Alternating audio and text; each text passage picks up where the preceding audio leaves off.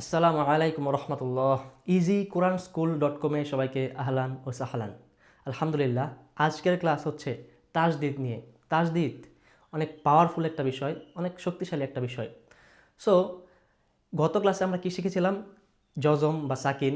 So 5 নম্বর ক্লাসটা আমরা যারা ভালোভাবে এখন আয়ত্ত করতে পারিনি, তারা আমরা ভালোভাবে আয়ত্ত করে তারপর তাজদিদের এই ক্লাসটি কন্টিনিউ করব ইনশা আল্লাহ। আর যারা সাকিন বা জজমের ক্লাসটি অলরেডি ভালো করে আয়ত্ত করে ফেলেছি, তাদেরকে আমি মোবারকবাদ জানাচ্ছি এবং তারা তাজদিদের ক্লাসটি কন্টিনিউ করবেন ইনশা আল্লাহ। সো তাজদিদ মূলত কি? মূলত তাজদিদ হচ্ছে একই হরফ দুইবার উচ্চারণ করা। এই যে এখানে আমরা সিম্বল দেখতে পাচ্ছি, এটাই হচ্ছে মূলত তাজদিদের প্রতীক। সো আমরা সূরার মধ্যে বা কোরআন তেলাওয়াতের ক্ষেত্রে একটু পরে পরেই যেমন সাকিনের চিহ্ন বলেছিলাম যে থাকবে, ঠিক তেমনভাবেই এই তাজদিদের এই চিহ্ন আমরা একটু পরে পরেই পাবো। আর এটার কাজ কি? একটা হরফ বা যেই হরফের উপর এই চিহ্নটা থাকবে, ওই হরফ আমরা কি করব? দুইবার উচ্চারণ করব এবং আমরা কি করব? এই তাজদিদের চিহ্ন দ্বারা আমরা কিন্তু একটা হরফকে আরেকটা হরফের সাথে কি যুক্ত করে ফেলবো। সো আমরা একটু ভিন্নভাবে প্রথমে তাজদিদটা আসলে কি সেটা বোঝার চেষ্টা করি, ঠিক আছে? তাজদিদটা আমরা ভালোভাবে বুঝে ফেললে ইনশাল্লাহ তখন আমরা যে কোনো শব্দ তৈরি করতে পারবো। সো একটু ভিন্নভাবে আমরা বোঝার চেষ্টা করি আসলে তাজদিদ মূলত বিষয়টা কি। সো একটু খেয়াল করি, মনোযোগ দিয়ে, ইনশাল্লাহ আমাদের বুঝে চলে আসবে। সো আমি একটা বাংলাতে একটা শব্দ লিখি, যেমন সরেয়া ব ব আকার দিলাম, কি হলো? আব্বা হলো না? আবার আরেকটা দিলাম সরেয়া, তারপর কি দিলাম? ম, আবার একটা ম দিই, তাহলে কি হলো? আম্মা। আচ্ছা, আমরা টেক্সট করি না একজন আরেকজনের সাথে, তারপর লিখি না এরকম এ বি বি এ, এটা কি? আব্বা। তারপর আবার লিখি না এ এম এম এ, আম্মা, এভাবেই তো লিখি, ঠিক না? তো এখন খেয়াল করি এখানে কি কি আছে। মূলত এই যে আব্বা, এই লেখার মধ্যে এখানে কি আছে? এখানে তো এটাই আছে, সরে আছে, তারপর একটা বা আছে, তারপর কি আরেকটা বা যুক্ত আছে, তারপর আকার আছে, তারপর কি আব্বা শব্দটি হইল। ওকে, সো এখানে দুইটা ব যুক্ত হয়ে আব্বা হয়েছে। আবার এই যে আম্মা, এক্ষেত্রে কি সরে তারপর ম দিলাম, তারপর কি যে আরেকটা ম যুক্ত করে আম্মা হলো। অর্থাৎ দুইটা ম এখানে কি, দুইটা ম না, এখানে দুইটা ম যুক্ত হয়ে কি কিন্তু আম্মা শব্দটি হয়েছে। ওকে, এটা বোঝার বিষয় আছে, একটু একটু মনোযোগ দিই, আমাদের ক্লিয়ার হয়ে যাবে তাজদিদ মূলত আসলে কি। এই যে আমরা যদি এখানে একটু খেয়াল করি, এখানে কি লেখা আছে? এ বি বি এ, আব্বা, তাই না? সো এখানে একটা বি আছে, এখানে আরেকটা বি আছে। ওকে, তাহলে কি দুইটা বি মিলিয়ে আব্বা শব্দটি হয়েছে। ওকে, এখানে দুইটা এম যুক্ত হয়ে কি আম্মা হয়েছে, ঠিক না? সো এখন তাজদিদের ক্ষেত্রে মূলত এই যে আমরা যদি এই যে আম্মা, এই বাংলাটা আমরা যদি আরবিতে লিখতে চাই, একটু খেয়াল করি। যেমন হামজা দেই, তারপর জবর দেই, তারপর মিম দেই, তারপর কি মিমের উপর সাকিন দিয়ে দিলাম, কি হলো? মিমের উপর সাকিন দিলে কি হলো? আমরা কিন্তু অলরেডি পারি, 5 নম্বর ক্লাসে আমরা সাকিন বিষয়ে কভার করেছি। সো হামজা মিম জবর আম, তারপর কি আবার আবার একটা মিম দেই, মিম জবর কি হলো? মা। তাহলে কি হলো? হামজা মিম জবর আম, মিম জবর মা। কিন্তু আমরা কি এভাবে লিখি? মূলত আরবিতে এভাবে লিখতে হয় না। আরবিতে একটা চিহ্ন আছে, এই যে এই চিহ্ন বা হচ্ছে এই চিহ্ন, এরকম চিহ্ন দিয়ে মূলত হামজা জবর আ, তারপর কি মিম দিলাম, মিম, তারপর মিমের ওপর এই যে এই চিহ্নটা দিয়ে দিলে আর এই যে দুইবার লিখতে হয় না মূলত। তারপর কি জবর দিয়ে দিলাম, তাহলে কি হলো? আম্মা। কি কঠিন লাগতেছে? সহজ না? মানে বিষয়টা হচ্ছে, এটা হচ্ছে আরবি শব্দের বা আরবি ভাষার একটা বিশেষত্ব। যেমন এই যে বাংলার ক্ষেত্রে আমাদের দুইবার অক্ষরগুলো লিখতে হলো, যেমন আব্বার ক্ষেত্রে দুইটা ব, আম্মার ক্ষেত্রে দুইটা ম, তারপর এই যে এখানে লিখলাম এ বি বি এ, এখানে কি দুইটা বি, ঠিক না? কিন্তু আরবির ক্ষেত্রে এই স্পেশালিটিটা হচ্ছে এরকম যে তখন আর এই হামজা মিম জবর আম, মিম জবর মা, এখানে দুইটা মিম আমার লিখতে হয় না। যেমন এখানে দুইটা মিম আছে না, এই দুইটা মিম এই উদাহরণে একটু খেয়াল করি, এখানে কি হামজা মিম জবর আম মিম জবর মা, এখানে দুইটা মিম লিখে আমি কি বোঝার জন্য কি এটা লিখেছি। কিন্তু যখন আমরা এই চিহ্ন দিয়ে দিলে এই চিহ্নের কাজ হচ্ছে ওই শব্দটা এখন বা ওই হরফটা কি দুইবার এখন এখানে উপস্থিত আছে। সো এখন আমি যদি আরেকটা উদাহরণ দেই, এখানে সা এখানে সা মিম পেশ সুম, এখানে কি সাকিন, আবার যদি মিম দেই মিম জবর মা, এখানে কি হলো সুম্মা, ঠিক না? কিন্তু মূলত এই তাসদিদ হওয়ার কারণে, তাসদিদ হলে এখানে মূলত কি হবে, এখানে হবে মূলত এই যে সা মিম দেই, সা মিম পেশ সুম মিম জবর মা, সুম্মা হলো না, সা মিম পেশ সুম মিম জবর মা সুম্মা। সো তাসদিদ হলো মূলত একই হরফ দুইবার উচ্চারণ করা, অর্থাৎ তাসদিদ যুক্ত হরফ দুইবার উচ্চারিত হয়। প্রথমে সাকিন অবস্থায় আমরা লিখে ফেলি, নোট করে ফেলি, ইনশাল্লাহ লিখে ফেললে আমাদের আরও ভালোভাবে ক্লিয়ার হয়ে যাবে বিষয়গুলো। সো তাসদিদের এই স্পেশালিটি কিন্তু আমাদের জন্য অনেক ইজি হয়েছে, ঠিক না? এখন আমরা লিখে ফেলি, যেমন তাহলে কি তাসদিদ মূলত কি, তাসদিদ মূলত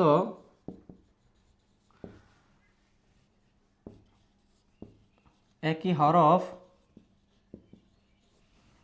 বা তাসদিদ মূলত বা তাসদিদ জাতীয় হরফ, তাসদিদ যুক্ত হরফ দুইবার উচ্চারণ করতে হয়। কি তাসদিদ যুক্ত হরফ, তাসদিদ যুক্ত হরফ নোট করে ফেলি ইনশাল্লাহ। হ্যাঁ, তাহলে তাসদিদ যুক্ত হরফ দুইবার উচ্চারণ করতে হয়। তাহলে আমি যে উদাহরণ দিলাম, উদাহরণের ক্ষেত্রে এখন প্রথমে এবং আরেকটা বিষয় এখানে উল্লেখ করতে পারি, তাসদিদ হলো একটি হরফ আরেকটি হরফকে, তাসদিদের কাজ হচ্ছে একটি হরফের সাথে আরেকটি হরফকে যুক্ত করা। এভাবে আমরা লিখতে পারি, একটি হরফের সাথে আরেকটি হরফ যুক্ত করা, আরেকটি হরফ যুক্ত করা সহজ সাবলীলভাবে, ঠিক আছে? সো আমরা নোট করে ফেলবো, তাসদিদ যুক্ত হরফ দুইবার উচ্চারণ করতে হয় এবং এটার কাজ হচ্ছে একটি হরফ আরেকটি হরফের সাথে কি একদম যুক্ত করে ফেলবে। আচ্ছা, এখন প্রথমে সাকিন অবস্থায় উচ্চারিত হয়, আমরা একটু আগে উদাহরণের মধ্যে কিন্তু বোঝার চেষ্টা করেছি। এখন আমরা আর কয়েকটি উদাহরণ দেই, তাহলে কিন্তু আমাদের আরও ক্লিয়ার হয়ে যাবে। আমরা কায়দা থেকে উদাহরণগুলো প্র্যাকটিস করতে পারি। যারা আমরা কায়দা এখনও কালেক্ট করতে পারি নাই, তারা আমার ভিডিওটা বা এই ক্লাসের ভিডিও পজ করে করে দেখে ইনশাল্লাহ প্র্যাকটিস করব। আচ্ছা, এখন এটা কি বা বানালাম, জবর দিলাম, এখানে একটা তাসদিদ চিহ্ন দিলাম, এখানে জবর দিলাম। মূলত এটার উচ্চারণটা কী হবে একটু খেয়াল করি। এখানে র জবর র, এখানে কি তাসদিদ যুক্ত হরফ আছে, তাহলে কি এই রটা এই বাকে গিয়ে কি যুক্ত করে ফেলবে বা ধরে ফেলবে। র বা জবর র বা জবর বা, অর্থাৎ যেমন এটা আমরা একটু ভেঙে লিখি, এটা মূলত আসলে কি এই যে র, এই যে বা, তারপর র বা জবর রব বা জবর বা, মূলত কিন্তু ভেঙে লিখলে মূলত কিন্তু এটাই। তাহলে আমরা কি দেখতে পাচ্ছি এখানে, প্রথমে তাসদিদ যুক্ত হরফ প্রথমে সাকিন অবস্থায় যুক্ত হবে। তাসদিদ যুক্ত হরফ প্রথমে কি সাকিন অবস্থায় আমরা পড়ব, তারপর এই যে জবর নিজ হরকতের সাথে। তাহলে কি আমরা লিখে ফেলি, খেয়াল করি, নোট করে ফেলি, তাসদিদ অথবা easyquranschool.com এর ওয়েবসাইটে নোটগুলো ইনশাল্লাহ সুন্দর করে দেওয়া থাকবে, আমরা সেখান থেকেও ডাউনলোড করে নিতে পারবো। তাসদিদ যুক্ত হরফ প্রথমে, এই যে পূর্বে হরফ কোনটা র আছে, প্রথমে তাসদিদ যুক্ত হরফ প্রথমে পূর্বের হরফের সাথে, পূর্বের হরফের সাথে সাকিন অবস্থায় যুক্ত হবে, সাকিন অবস্থায় যুক্ত হবে। আর সাকিন অবস্থায় যুক্ত, আমরা তো সাকিন অলরেডি আমরা শিখে ফেলেছি 5 নম্বর ক্লাসে, আমাদের এটা সমস্যা হওয়ার কথা না। তাহলে তাসদিদ যুক্ত হরফ প্রথমে পূর্বের হরফের সাথে সাকিন অবস্থায় যুক্ত হবে, ঠিক না? লেখাটা হয়তো বা একটু বড় মনে হইতেছে, কিন্তু বিষয়টা কিন্তু একদম ছোট। যেমন কিভাবে, র বা জবর রব, র বা জবর রব, র বা জবর রব, বা জবর বা, রব্বা, তাই না? সো এটাই কিন্তু মূলত এখানে হয়েছে। তারপর কি, তাসদিদ যুক্ত হরফ প্রথমে পূর্বের হরফের সাথে এখানে কি সাকিন অবস্থায় যুক্ত হয়েছে, র বা জবর রব, সাকিন, কাজ শেষ। তারপর এখন আরেকটা এই যে জবর আছে না, বা জবর জের পেশ যেটাই থাকে ওইটাই কিন্তু মূলত উচ্চারিত হবে তখন। তাহলে পরবর্তীতে নিজ হরকতের সাথে উচ্চারিত হয়। তাহলে আমরা লিখে ফেলি, এই লাইনের পরে আমরা অ্যাড করতে পারি এটা, যে দ্বিতীয়ত নিজ হরকতের সাথে, নিজ হরকত অথবা তানবিনও থাকতে পারে, দুই জবর দুই জেরও থাকতে পারে, হরকত অথবা তানবিনের সাথে। তানবিন জানি কি, আমরা কিন্তু 4 নম্বর ক্লাসে তানবিনের একদম 100 কি আমরা কি ক্লিয়ার করেছি কিন্তু। তাহলে দ্বিতীয়ত নিজ হরকত বা তানবিনের সাথে যুক্ত হয়ে উচ্চারিত হয়।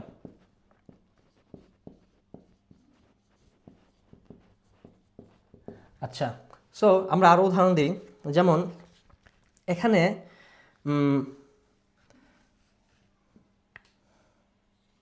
আইন বানালাম, দাল বানালাম, ওকে।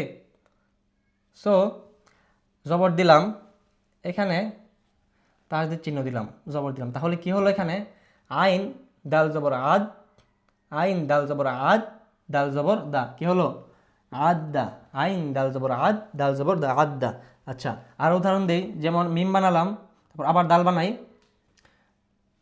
মিমের উপর জবর দিয়ে দিই, তাসদিদ দেই, জবর দিই, কি হলো, মিম, মিম দাল জবর মাদ, আবার এই যে দালের যে হরকত বা জবর সেটা উচ্চারিত হবে। তাহলে মিম দাল জবর মাদ, দাল জবর দা, কি হলো, মাদ্দা, ওকে।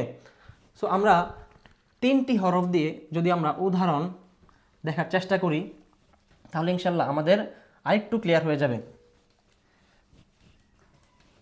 3টি হরফ দিয়ে আমরা চেষ্টা করি উদাহরণ দেওয়ার। সো আচ্ছা, এই যেটা জানি কি, আমরা কিন্তু পারি অলরেডি। এটা জানি কি, কাফ। আচ্ছা, এটা কি, ফোঁটা দিয়ে দেখ, ফোঁটা, এটা কি জাল না, আর এটা বা। আচ্ছা, এখন কাফ জবর কা, জালের উপর একটা তাসদিদ চিহ্ন দিয়ে দেই, ওকে, জবর দেই, বা দিই, জবর দিই, বায়ের উপর জবর দিই, ওকে। সো এখন উচ্চারণটা কি হবে, কাফ, কাফ জাল জবর কাজ, কাফ জাল জবর কাজ, এই যে এই কাফ জাল জবর কাজ, তারপর আবার এই জাল, জালের এই জবর, কাফ জাল জবর কাজ, জাল জবর দা, কাজ দা, বা জবর বা। তাহলে কি হলো, কাজদাবা, তাই না? এটাই তো হলো, কাজদাবা। আচ্ছা, তাহলে এখন আরেকটা উদাহরণ আমরা দিই। যেমন কফ বানালাম, কফের সাথে এই যে দাল বানিয়ে দিই, ওকে, দাল, তারপর র দিই। আচ্ছা, জবর দিলাম কফের ওপর, এখানে একটা তাসদিদ চিহ্ন, জবর, র জবর, ঠিক আছে। কি হলো উচ্চারণ, কফ দাল জবর কদ, দাল জবর দা, কদ্দা, র জবর র। তাহলে কি হলো, কদ্দার, কদ্দার না। আচ্ছা, সো আমরা যদি আরও কয়েকটা উদাহরণ দেই, তাহলে ইনশাল্লাহ পুরোপুরি আমরা যত বেশি উদাহরণ প্র্যাকটিস করব, তত বেশি আমাদের তাসদিদের বিষয়গুলো একদম ক্লিয়ার হয়ে যাবে। আচ্ছা, তারপর যেমন এটা কি জানি, আমরা কিন্তু অলরেডি পারি, এটা কি জানি, এটা কোন হরফ, র দিলাম, মিম দিলাম, এটা হচ্ছে হা, ঠিক না? এটা হচ্ছে হা। যদি এখানে একটা ফোঁটা দিয়ে দিই তাহলে কি হবে, খ। এখানে ফোঁটা না দিয়ে নিচে ফোঁটা দিয়ে দিলে কি হবে, জিম, ঠিক না? 2 নম্বর ক্লাসে কিন্তু আমরা এগুলো ভালোভাবে ক্লিয়ার করেছি। তাহলে এখন একটা পেজ দিয়ে দিই এখানে হায়ের উপর, তারপর এখানে একটা তাসদিদ, রয়ের নিচে জের, তারপরে মিমের উপর জবর। তাহলে কি হবে উচ্চারণটা, হা র, এটা কি, হা র পেশ, পেশ না, হা র পেশ হর, হা র পেশ হর, তারপর আবার এই যে রয়ের নিচে জের আছে, এই জেরটা উচ্চারণ হবে হা র পেশ হর, র জের রি, হর্রি, মিম জবর মা, হর্রিমা। আমাদের এখন তো ক্লিয়ার হয়েছে না কিভাবে দুইবার তাসদিদ যুক্ত হরফ উচ্চারণ হয়, প্রথমে পূর্বের হরফের সাথে সাকিন অবস্থায়, তারপর নিজ হরকতের সাথে। তাহলে আবার আমরা খেয়াল করি, হা র পেশ হর, হা র পেশ হর, র জের রি, এই যে র জের রি, হর্রি, তারপর মিম জবর মা, কি হলো হর্রিমা। আচ্ছা, আরেকটা এক্সাম্পল দেই, যেমন এটা কি জানি, কোন চিহ্ন জানি, এটা কি ওয়াও না, আর এটা কি লাম, এখানে 2 ফোঁটা দিয়ে দিই, কি হলো তা। তাহলে জবর দিলাম সিনের ওপর, এখানে একটা তাসদিদ চিহ্ন, এখানে জবর দিলাম, লামের উপর জবর দিলাম, এই যে এখানে একটা সাকিন চিহ্ন দিয়ে দিলাম। ওকে, এখন এখানে উচ্চারণটা কি হবে, সিন ওয়াও জবর সাউ, ওয়াও জবর ওয়া, সাউ ওয়া, কি বোঝাচ্ছে, সিন ওয়াও জবর সাউ, এই যে সিন ওয়াওকে ধরবে, সিন ওয়াও জবর সাউ, আবার এই যে ওয়াও এর উপর যে জবর আছে তখন আবার এই জবরটা উচ্চারিত হবে, সিন ওয়াও জবর সাউ, ওয়াও জবর ওয়া, সাউ ওয়া, লাম তা জবর লাত, তাহলে কি সাউ ওয়ালাত। কি কঠিন লাগতেছে? মূলত কিন্তু এটুকুই কাজ আর কি তাসদিদের, জাস্ট পূর্বের হরফকে ধরবে, পূর্বের হরফকে ধরে সাকিন অবস্থায় প্রথম উচ্চারিত করবে, তারপর কি নিজ হরকতের সাথে। ঠিক আছে, আরেকটা উদাহরণ আমরা চলে আসি, যেমন এটা কি জানি, সদ না, এটা কি দাল, এটা কি 2 ফোঁটা, এখানে সদের উপর একটা জবর দিয়ে দিই, দালের উপর কি সদের উপর জবর দিলাম, দালের উপর তাসদিদ চিহ্ন, এখানে একটা জবর দিয়ে দিলাম। ওকে, এখানে একটা জবর দিয়ে দিলাম, তাহলে এখানে কি হবে উচ্চারণ, সদ দাল জবর সদ, একবার উচ্চারণ হয়েছে, আরেকবার করতে হবে, যেহেতু তাসদিদ যুক্ত হরফ 2বার উচ্চারিত হয়, তাহলে সদ দাল জবর সদ একবার উচ্চারিত হয়েছে, আরেকবার দরকার, তাহলে সদ দাল জবর সদ, সদ দাল জবর সদ, এই যে দাল জবর দা, এই যে জবর পরে আবার পরে যে জবর আছে এই জবর উচ্চারিত হবে, তাহলে কি দাল জবর দা, সদ দাল জবর সদ, দাল জবর দা, সদ্দা, কব জবর ক, তাহলে কি হলো সদ্দা ক, সদ্দা ক। ওকে, সো এভাবেই মূলত তাসদিদ হরফগুলোকে যুক্ত করবে।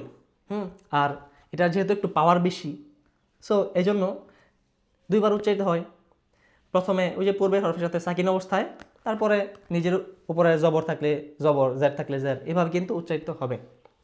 বা যদি তানবিনও থাকে, আমরা যদি তানবিন দিয়ে উদাহরণ দেই তাহলে আমাদের আরেকটু ক্লিয়ার হয়ে যাবে। খেয়াল করি, তানবিন দিয়ে আমরা উদাহরণ দিই, যেমন একটু খেয়াল করি, একটু মনোযোগ দিই ইনশাল্লাহ। এটা কি, একটা ফোঁটা দিয়ে দিলাম, এখানে কি নিচে 2 ফোঁটা জানি কি ইয়ানা, এটা কি র বানালাম,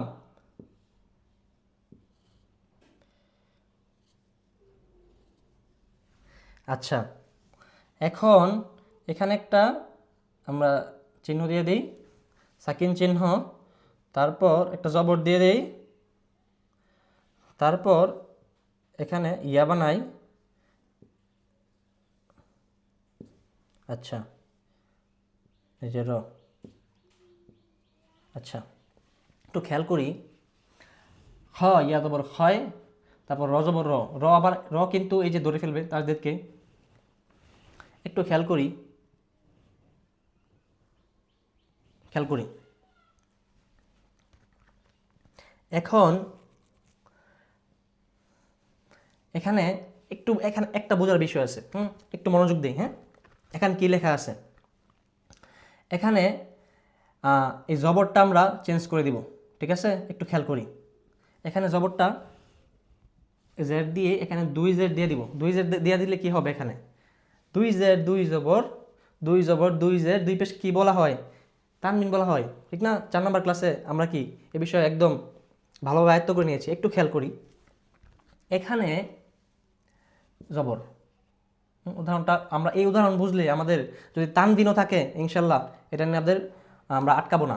সো একটু খেয়াল করি, এখন হয় আজবর হয়, এটা আমরা পারি, এই সাকিন করলাম, ডান। এখন রয়ের নিচে কি আছে, দুই জের আছে, মানে কি তানবিন আছে। এখন এটা আমরা কিভাবে উচ্চারণ করবো, আবার এখানে তাসদিদ আছে। এই ক্ষেত্রে একটু সোজাভাবে আমরা চিন্তা করি, সহজভাবে চিন্তা করি।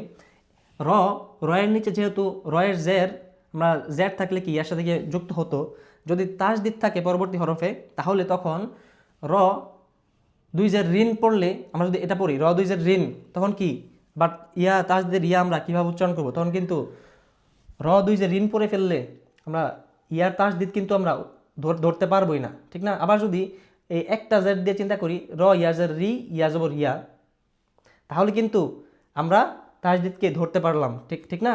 সো এখন একটু খেয়াল করি, যদি তানবিন আসে তাসদিদের আগে, হরফে তানবিন আসলে তখন শুধুমাত্র এই একটা জবর বা হরকত উচ্চারণ হবে কি আর কি, তখন তানবিনের মানে তখন আর কি তানবিনের বিষয়টা উঠে যাবে, অর্থাৎ এই একটা জেরের কাজ তখন থাকবে না, তখন কি শুধুমাত্র এই এক জেরের কাজই থাকবে। তখন কি দুই জেরের ক্ষেত্রে এই এক জের আমরা মনে মনে উজ্জ্ব ধরে নিব আর কি, বা এই তানবিনটা তখন কি হরকত হয়ে যাবে, অর্থাৎ তখন এটা হয়ে যাবে কি এক জের হয়ে যাবে আর কি মূলত। অর্থাৎ তাহলে বিষয়টা হলো, এখন খেয়াল করি দুই জের, এখন এই দুই জেরের যেহেতু আমরা এখানে হরকত হয়ে যাবে, এক জেরের কাজ তানবিন উচ্চারণ হবে না।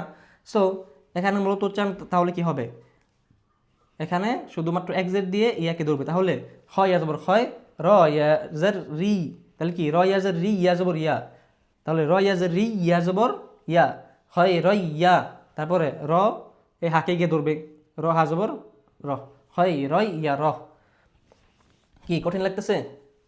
আমরা আরেকটা উদাহরণ দিই, এরকম আমাদের ক্লিয়ার হয়ে যাবে ইনশাল্লাহ।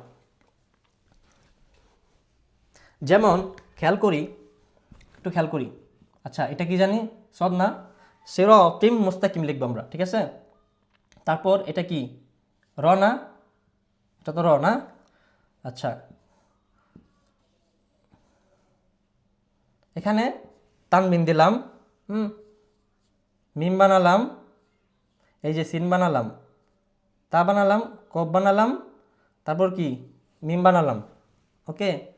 তাহলে সদের নিচে হবে জের, রয়ের উপর জবর, এখানে তো তানবিন আছেই দিলাম, তারপর এখন এখানে দিলাম কি তাসদিদ, এবং হচ্ছে গিয়ে একটা পেশ, সিনের উপর দিলাম একটা সাকিন। আচ্ছা এখানে আমরা সাকিন চিহ্ন তো তিন ধরনের সাকিন চিহ্ন আমরা শিখছি, ঠিক না। এখন আমরা এই সাকিন চিহ্নটা এখানে আমরা ব্যবহার করি, এখানে কি দুইটা ফোঁটা দিয়ে দিই, এখানে কফ, কফের নিচে জের, মিমের উপর একটা সাকিন। আমরা যদি এই উদাহরণটা বুঝতে পারি তাহলে তানবিনের পরে তাসদিদ থাকলে আমরা আটকাবো না ইনশাআল্লাহ। একটু খেয়াল করি তাহলে কি লেখা আছে, সিরাতিম মুস্তাকিম, সিরাতিম তাজবর্তা কফ মিম জের কিম মুস্তাকিম।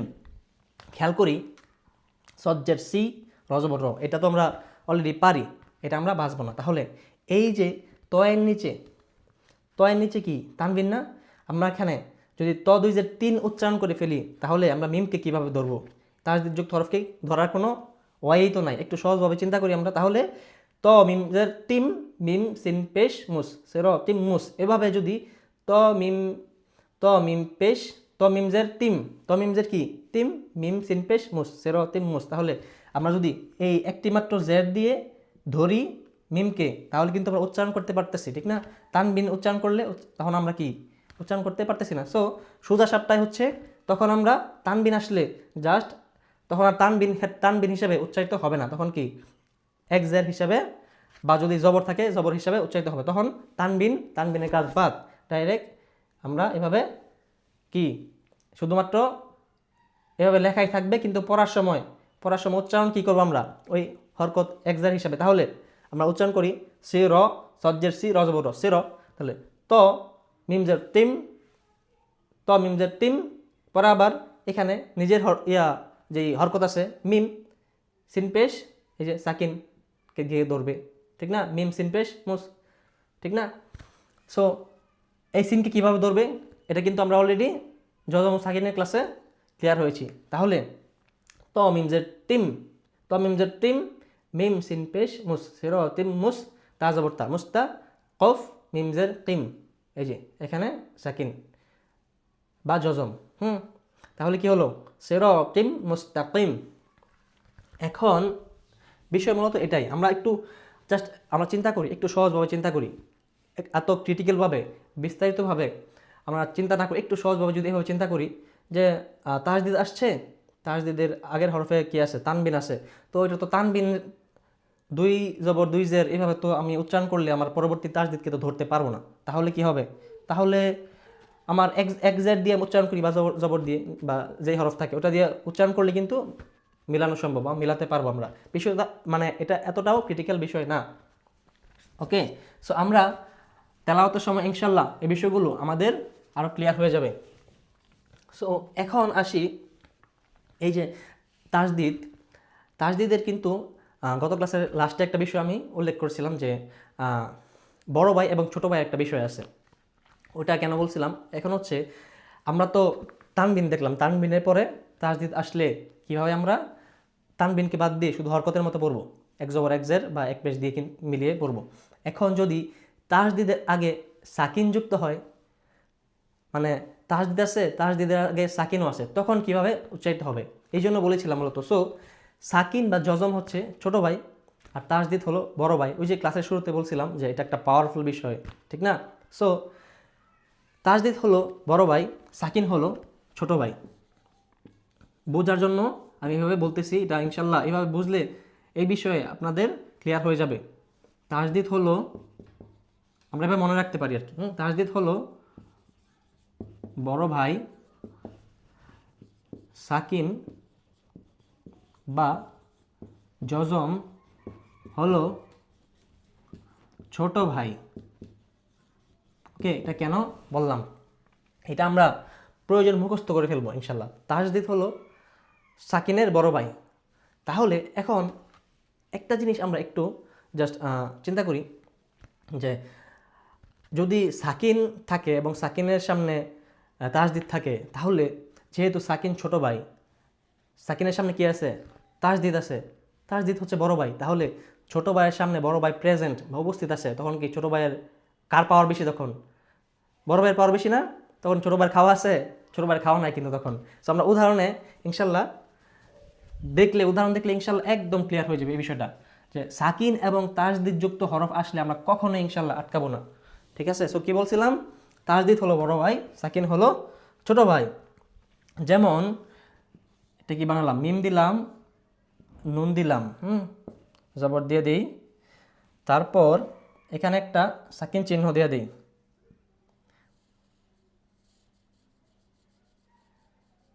এটা আইন বানালাম, লাম বানালাম। এখন খেয়াল করি, এটা হচ্ছে ইয়া, এখানে তাসদিদ বা এখানে একটা জবর, এখানে একটা ফা, তারপর জবর, এখানে একটা সাকিন। প্রথমে আমরা একটু দেখি এখানে কি কোন শব্দটা দেওয়া আছে। যেমন মিম আছে, নুন আছে, ইয়া আছে, ফা আছে, আইন আছে, লাম আছে। ওকে, খেয়াল করি এখানে কিন্তু এই যে সাকিনও উপস্থিত, তাসদিদও উপস্থিত। একটু মনোযোগ দিয়ে, হ্যাঁ, এই বিষয় ইনশাল্লাহ ক্লিয়ার হয়ে যাবে একদম 100%। সো ছোটো ভাই উপস্থিত, বড় ভাই উপস্থিত। এখন কার পাওয়ার বেশি? ছোটো ভাইয়ের সামনে কিন্তু বড় ভাই হাজির। আগে বড় ভাইয়ের কাজ করে তারপর ছোটো ভাইয়ের কাজ করবে, ঠিক না? বড় ভাইয়ের কাজ আগে হইলে পরে ছোটো ভাইয়ের কাজ হোক, সমস্যা নাই তো। তাহলে বিষয় মূলত এটাই, যখন বড় ভাই এখানে উপস্থিত অর্থাৎ সাকিনের সামনে তাসদিদ উপস্থিত থাকবে, তখন এই সাকিনযুক্ত যে হরফটি আছে না, অর্থাৎ নুনের উপর সাকিন আছে, এই সাকিনযুক্ত হরফ তখন অর্থ পাওয়ার শেষ, বা তখন তো আর খাওয়া নাই। সো এই মিম জবর, মিম নুন জবর মান, ঠিক আছে, এই মিম নুন জবর মান বা এই সাকিনযুক্ত হরফটি তখন পাওয়ারলেস হয়ে যাবে। মিম গিয়ে ডাইরেক্ট ধরে ফেলবে কাকে? এই ইয়াকে। একটু মনোযোগ দিই, আবারও বলি, যেহেতু বড় ভাইয়ের আগে কি এখানে কি আছে? ছোট ভাই আছে, কিন্তু পাওয়ার কার বেশি? বড় ভাইয়ের পাওয়ার বেশি। সো এই মিম গিয়ে সরাসরি ধরে ফেলবে বড় ভাইকে, অর্থাৎ মিম ইয়া জবর মাই, তারপর ইয়া জবর। এখন আবার এখানে কি আছে, এখন এই যে এখানে এটা কিন্তু সাকিন চিহ্ন মূলত। আচ্ছা, সাকিন চিহ্ন দুই রকমের না দিয়ে এক রকম দিতে হবে। এখানে এই যে এটা সাকিন চিহ্ন। আচ্ছা, এখন খেয়াল করি, সো মিম ইয়াকে ধরে ফেলবে। ইয়া আবার তখন যেহেতু বড় ভাইয়ের কাজ হয়েছে আলহামদুলিল্লাহ, তখন ছোট ভাইয়ের কাজ হোক, সমস্যা নাই। তাহলে তারপর আবার ইয়া ফা জবর, একে ফায়ের উপর একটা ফোঁটা হবে। আচ্ছা, ইয়া ফা জবর কি ইয়াফ, আইন লাম জবর আল, মাই ইয়াফ আল। আচ্ছা, এই উদাহরণটা আমরা আবার দিই। এই যে সাকিন চিহ্ন, আমরা তো এই চিহ্ন ছাড়াও একটা গোল বৃত্তের মতো চিহ্ন দিয়েও কিন্তু আমরা কি শিখেছিলাম, ঠিক না? আমরা খেয়াল করি, এখানে নুন দিলাম। এই যে এটা কি সাকিন চিহ্ন না, জবর দিলাম। এখন ফা বানালাম, একটা ফোঁটা দিলাম, আইন। এই যে বৃত্তাকার, এই যে মোটা মাথা এরকম, এটা কি, এটা হচ্ছে আইন। আচ্ছা,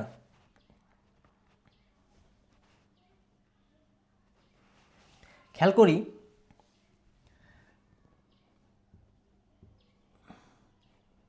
এখানে হোক তাসদিদ, এখানে হচ্ছে এটা হচ্ছে ইয়া মাই, এখানে আবার সাকিন চিহ্ন। এই যে এই চিহ্নটাই মূলত এই উদাহরণ দেওয়ার কারণ হচ্ছে আমরা আমাদের সাকিনের চিহ্নটাও আবার একটু প্র্যাকটিস হয়ে যাবে। তারপরে জবর, এই যে আবার সাকিন চিহ্ন। ওকে, সো এখানে খেয়াল করি, এটা কিন্তু সেম উদাহরণ। ওকে, সো মিম আবারও কি করবে, যেহেতু বড় ভাই প্রেজেন্ট আছে, বড় ভাইয়ের কাজ আগে হওয়ার পর তারপর ছোট ভাইকে ধরলে সমস্যা নাই। তাহলে কি মাই ইয়াফ আল, মাই ইয়াফ আল, এই শব্দটা হতে হলে মিম সরাসরি কাকে গিয়ে ধরবে, বড় ভাইকে গিয়ে ধরে ফেলবে, অর্থাৎ তাসদিদকে। তারপর ইয়া ফা জবর ইয়াফ, মাই ইয়াফ আইন লাম জবর আল, মাই ইয়াফ আল। আচ্ছা, ক্লিয়ার? এখন আরেকটা উদাহরণ দেই। ছোট ভাই এবং বড় ভাইয়ের ইনশাল্লাহ এই উদাহরণ দিলে আরও ক্লিয়ার হয়ে যাবে ইনশাআল্লাহ। সো মিম বানালাম, এখন আবার যে এই চিহ্নটা দিয়ে দিই, এই চিহ্ন দিয়ে আমরা সাকিনের উদাহরণ দিই, ঠিক না? আমরা সব ধরনের চিহ্ন দিয়ে আমরা প্র্যাকটিস করব, তাহলে আমাদের আরও ভালোভাবে আয়ত্তে চলে আসবে।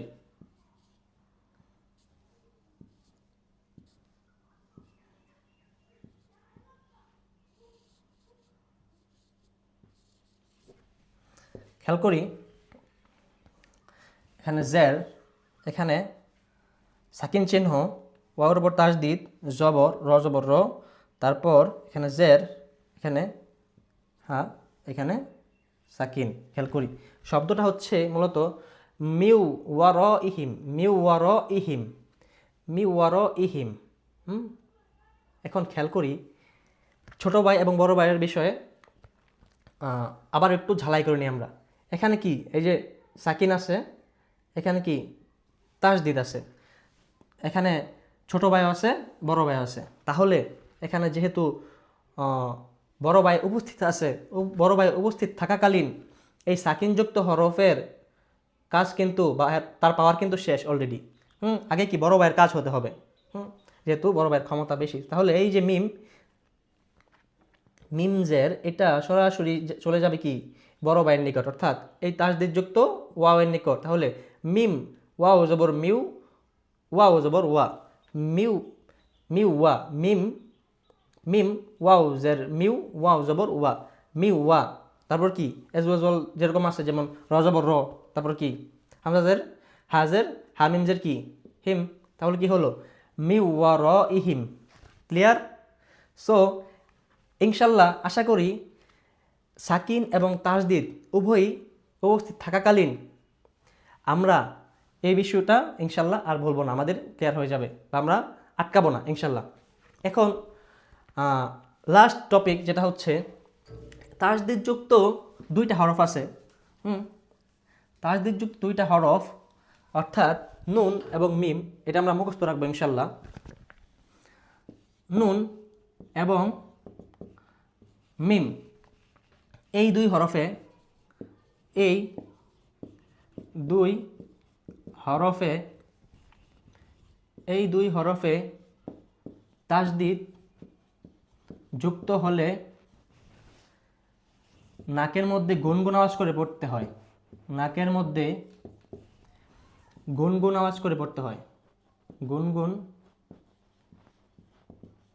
আওয়াজ করে পড়তে হয়। এটাকে ওয়াজিব গুন্না বলা হয়। ওয়াজিব গুন্না বলে। খেয়াল করি, নুন এবং মিম এই দুই হরফ, শুধুমাত্র এই দুই হরফের মধ্যে যখন তাসদিদ যুক্ত হবে তখন আমরা নাকের মধ্যে একটু গুনগুন শব্দ করে পড়ব। গুনগুন শব্দ কীরকম এটা আমরা এখনই দেখব। সো এটাকে কী বলে? ওয়াজিব গুন্না বলে। সো এটা আমরা মনে রাখবো সবসময়। যেমন আমরা দেখি না, যখন কারীরা তেলাওয়াত করে বা যখন আমরা যখন নামাজ পড়ি, যখন ইমাম সাহেব তেলাওয়াত করে তখন কিন্তু আমরা এটা পাই, অনেক পাই, ঠিক না? খেয়াল করি, হামজা দেই, জেড দেই, এখানে নুন দেই, তাসদিদ দেই, জবর দিলাম। এখন খেয়াল করি দুইটা হরফ কি যেন বলছিলাম, নুন এবং হচ্ছে মিম, এই দুই হরফের মধ্যে তাসদিদ আসলে নাকের মধ্যে একটু গুনগুন আওয়াজ করে পড়তে হয়, যাকে বলা হয় ওয়াজিব গুন্না। সো গুন্না এটা আমাদের করতে হবে। সো হামজা নুন, যে ইন, নুন জবর না, এখানে উচ্চারণটা কীভাবে হবে? ইন্না, ইন্না, একটু নাকের মধ্যে একটু গুনগুন আওয়াজ হয় নাই, এই আওয়াজ করে পড়তে হবে এই দুই হরফে তাসদিদ যুক্ত হলে। যেমন আরেকটা উদাহরণ দিই, যেমন জিম বানালাম, তারপর নুন দেই, জিম নুন জবর জান, নুন জবর না, কি হলো? জান্না, জান্না, জান্না, জান্না। যেমন হামজা মিম জবর আম, মিম জবর মা, কি হলো? আম্মা, কি হলো? আম্মা, আম্মা। ওকে, সো মিম দিলাম, নুন দিলাম, জবর দিলাম, জবর দিলাম, তাহলে এখানে উচ্চারণ কি হবে? মিম নুন জবর মান, নুন জবর না। তাহলে যেহেতু নুনের উপর কি তাসদিদ, তাহলে কি নুনের উপর তাসদিদ থাকলে ওই যে গুনগুন আওয়াজ করে পড়তে হবে, তাহলে উচ্চারণ কি? মান্না, মান্না। মিমের উপর তাসদিদ থাকলে কি? আম্মা, মান্না, জান্না, নাকি আম্মা, মান্না, ইন্না, এরকম হবে না। ইন্না, জান্না, আম্মা, মান্না। সো এটাই হচ্ছে ওয়াজিব গুন্না। সহজ না? সো আলহামদুলিল্লাহ, তাসদিদের এই ক্লাসটি আমরা প্রয়োজনে আরও একবার দেখব এবং দেখার পাশাপাশি ভিডিও পজ করে আমরা এটা প্র্যাকটিস করব। সো আমরা কিন্তু কোরআন তেলাওয়াত, সহি কোরআন তেলাওয়াত শেখার একদম প্রায় শেষের দিকে কিন্তু চলে আসছি। আর মাত্র ধরতে গেলে দুইটা টপিক। যেমন আমরা কি কি করতে পারি এখন, যেমন আমরা কিন্তু অলরেডি ওই শব্দ একটার পর একটা তৈরি করতে করতে এখন কিন্তু আমরা এই যে তাসদিদ শিখলাম। এর আগে কি হরফ থেকে দুই হরফ, তারপর কীভাবে শব্দ তৈরি, এখন কি আমরা শব্দ যুক্ত করে একের অধিক শব্দ কিন্তু আমরা যুক্ত করতে পারবো এই তাসদিদের মাধ্যমে। তারপর সাকিন তো আমরা পারি, ঠিক না? সো এখন মূলত কোন বিষয়গুলো বাকি রয়ে গেছে, যেমন আমরা তো যখন তেলাওয়াত শুনি, যখন নামাজে দাঁড়াই, ঠিক না, বা যখন আমরা অডিও শুনি, তখন কি আমরা খেয়াল করি না যে যখন তেলাওয়াত চলাকালীন সময় কারীরা একটু টান দিয়ে পড়ে বা হচ্ছে একটু যেমন সুর দিয়ে পড়ে, কিছু কিছু ক্ষেত্রে একটু কম টান হয়, একটু বেশি টান হয়। এই টান দেওয়ার বিষয়টা আমরা পরবর্তী ক্লাসে ইনশাআল্লাহ আলোচনা করব। তো এরপর আর মাত্র সর্বোচ্চ 2-3টা টপিক, তারপর কিন্তু আমরা আমাদের কোরআন তেলাওয়াত শেখার ক্লাস কিন্তু কমপ্লিট হয়ে যাবে ইনশাআল্লাহ। সো আমি বলবো সাকিন এবং তাসদিদের ক্লাস, অর্থাৎ 5 নম্বর ক্লাস এবং 6 নম্বর ক্লাস প্রয়োজনে আমরা একাধিকবার দেখে ভালোভাবে আমরা মাস্টারি করে নিব ইনশাআল্লাহ। তাহলে কি বাকি বিষয়গুলো কিন্তু ইনশাআল্লাহ আরও সহজ লাগবে। এখন তো যে টানের বিষয়টা রয়েছে, আর হচ্ছে ওই নুন সাকিনের যে বিভিন্নভাবে পড়তে হয়, 4ভাবে, ওই নিয়মটা ইনশাআল্লাহ। সো এটুকু আমাদের আয়ত্তে চলে আসলে আমরা ইনশাল্লাহ সহি শুদ্ধভাবে কোরআন তেলাওয়াত করতে পারবো ইনশা আল্লাহ। সো পরবর্তী ক্লাসে দেখা হবে। আসসালামু আলাইকুম রহমতুল্লাহ।